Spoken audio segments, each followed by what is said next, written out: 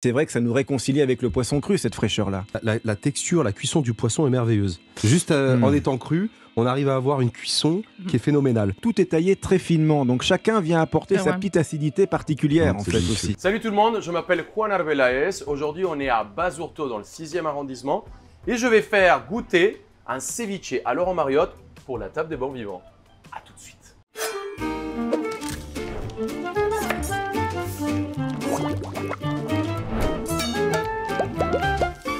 On va commencer par la première étape qui est préparer la leche del tigre. Pour ça, rien de plus simple. Alors la leche del tigre, c'est l'assaisonnement, c'est une espèce de vinaigrette qui va venir assaisonner notre poisson.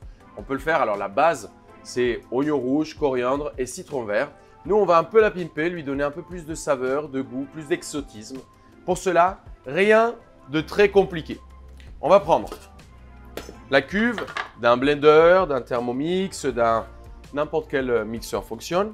Et là-dedans, à l'intérieur, c'est hyper simple. On va mettre gingembre, un tout petit peu de citronnelle. On a un joli bâton. On va mettre un petit coup de couteau, comme ceci, juste pour aider un peu la lame. Le gingembre, je l'ai lavé. Alors moi, je le lave avant et je le plonge dans le bicarbonate pour ne pas avoir à l'éplucher. Il est dépourvu de tout produit chimique et dégueulasse. Donc tout simplement émincer comme ceci, rapidement, grossièrement. C'est vraiment le mixeur, le blender qui va travailler. Ça, c'est le plus important. Alors, si vous n'avez pas la coriandre, il n'y a aucun problème. On peut mettre du persil, on peut mettre de l'estragon, on peut mettre du cerfeuil, de la verveine, de la livèche. N'importe quelle herbe aromatique peut fonctionner pour cette recette. Et après, si vous n'aimez pas les herbes, c'est pas grave. Vous ne rajoutez pas d'herbes, il n'y a aucun problème. On va mettre donc notre garniture aromatique à l'intérieur. Donc on rajoute notre fumée de poisson à notre garniture aromatique. On va rajouter le jus de citron. Alors attention, on va y aller petit à petit. On va goûter le citron, le sel. On peut toujours en rajouter, on ne peut pas en enlever. Donc il faut faire attention à la dose.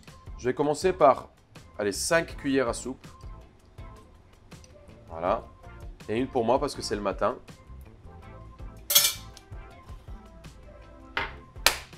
Là, on est bien là. Je vais rajouter un peu de lait de coco. Le lait de coco va donner un peu de texture, un peu d'onctuosité, un petit peu de rondeur à cette sauce. Si vous n'avez pas de lait de coco, vous mixez directement, il n'y a pas de problème. Un peu de sel, quand même un peu de zeste de citron. Donc si vous utilisez les zestes, toujours des citrons bio, des citrons qui poussent dans votre jardin, les citrons du voisin, les citrons de Sicile, que vous avez ramené des vacances. On est parti. On ne va pas s'entendre pendant 15-20 secondes. C'est les vacances!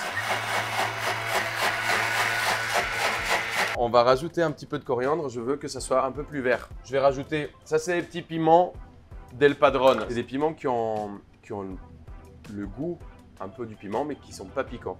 Je vais en rajouter 2. Donc là, on est parti.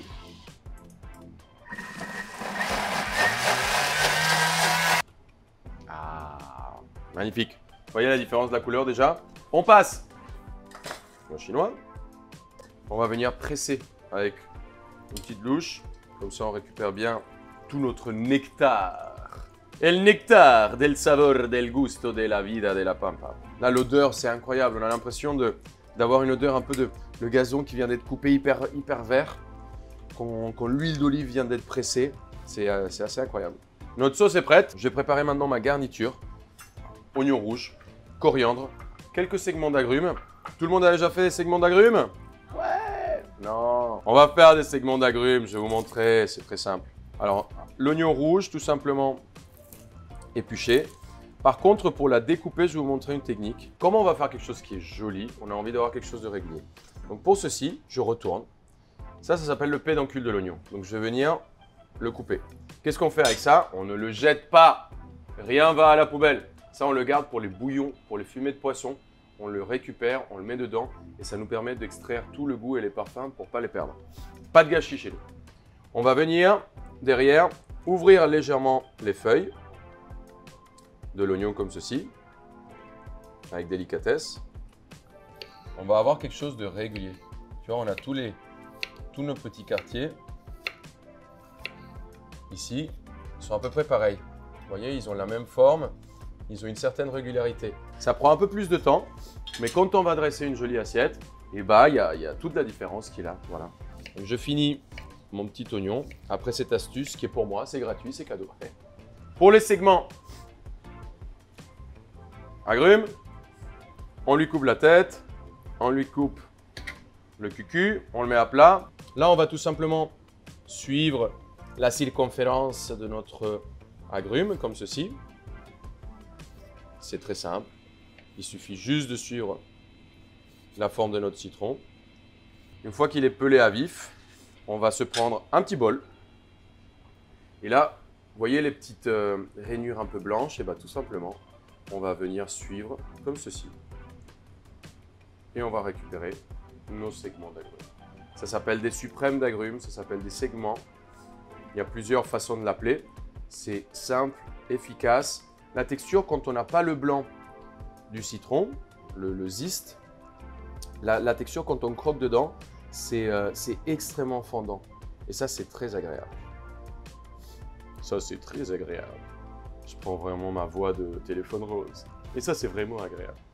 On récupère, on va presser pour récupérer ce citron, parce que rien ne se perd. Et on peut l'utiliser pour assaisonner notre poisson, notre laitché, pour assaisonner tous nos éléments.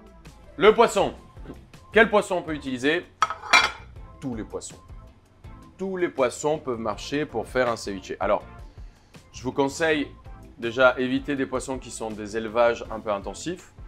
Tout ce qui est saumon, tout ce qui est, enfin, quand c'est des élevages intensifs, c'est un peu chaud. Et après, il faut faire attention parce qu'il y a certains poissons, il y a des saisons, ils ont des vers dans la partie ventrale. Donc, il faut demander à votre poissonnier conseil. Souvent, on demande quel est le poisson le plus frais. Je vais le manger cru, il faut le dire que vous allez le manger cru. Et il y a une troisième technique ou astuce, c'est que souvent le poisson, dans beaucoup d'endroits, eh ben, on le congèle. On le passe au congèle une nuit, ça tue un peu toutes les bactéries et derrière on peut l'utiliser. Moi j'aime pas trop parce que j'ai la chance de travailler avec des poissonniers qui pêchent à la ligne, qui font attention aux poissons qu'ils me livrent. Moi je les passe tout simplement dans du gros sel pendant 12 minutes à peu près. Alors là c'est un gros filet. On est sur un poisson qui est assez épais, c'est des poissons qui pèsent entre 3 et 4 kg. Et je les mets, vous voyez j'ai 2 cm d'épaisseur. Ça va passer 12 minutes sur du gros sel. Derrière, je le rince. Ça permet d'avoir une texture assez brillante. Ça permet de le conserver plus longtemps. Et ça resserre aussi les chairs. Ce filet, si je fais comme ça, il se casse. Il est très flotteux. Le sel me permet d'extraire l'humidité et d'avoir une méthode de conservation pendant plus longtemps. Et surtout, la texture de la chair est beaucoup plus agréable. Si on n'a pas les moyens de s'acheter un lieu jaune, il n'y a aucun problème. C'est une recette qui peut marcher avec du maquereau. C'est une recette qui peut marcher avec du chinchard, avec du taco. Petite astuce, quand on coupe le poisson, souvent on y va, le couteau colle, on en met partout, c'est un peu le bordel. Petite astuce, on prend un petit papier. On va prendre un filet d'huile d'olive. Et ce qu'on va faire, c'est qu'on va venir glisser notre lame comme ceci dans l'huile d'olive. Okay? On va venir faire nos lamelles de poisson. Et vous voyez, ça colle pas. J'ai les tranches qui sont hyper nettes. Ça coupe super bien. Et à chaque fois, vous voyez, j'ai peut-être un tout petit peu d'excédent de poisson qui reste collé. Plus je cumule de poisson sur la lame, plus ça colle. Qu'est-ce que je fais directement? Je remets un petit coup et je reviens pour la deuxième. J'aime bien le fait d'avoir des découpes qui sont vraiment nettes. Ça change tout. On se rend compte qu'il y a eu vraiment de l'attention du début à la fin sur le travail du poisson. Alors, je vous fais 2 dressages. Ça, c'est le tiradito. C'est la première technique qu'on utilise, une des techniques qu'on utilise en Amérique latine. C'est un peu inspiré du sashimi au Japon. Et la deuxième, c'est tout simplement, on coupe plus épais, comme ceci.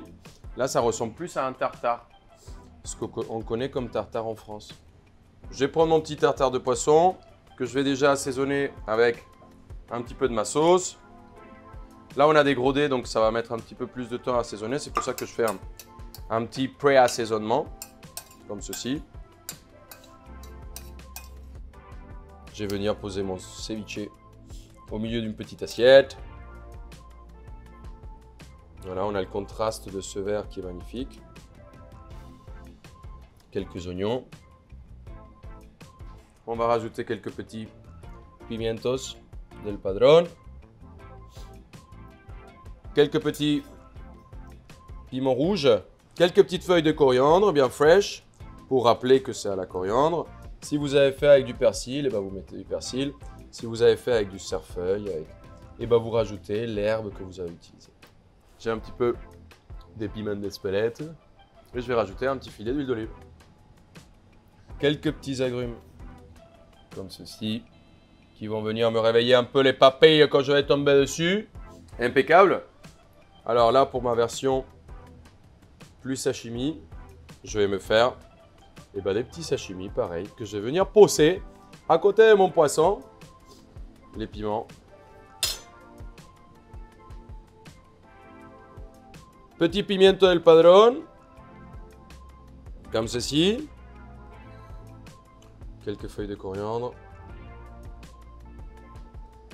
On va rajouter notre leche el tigre. Là, pour le coup, il faut être généreux. Et je conseille souvent de manger à la cuillère les ceviches.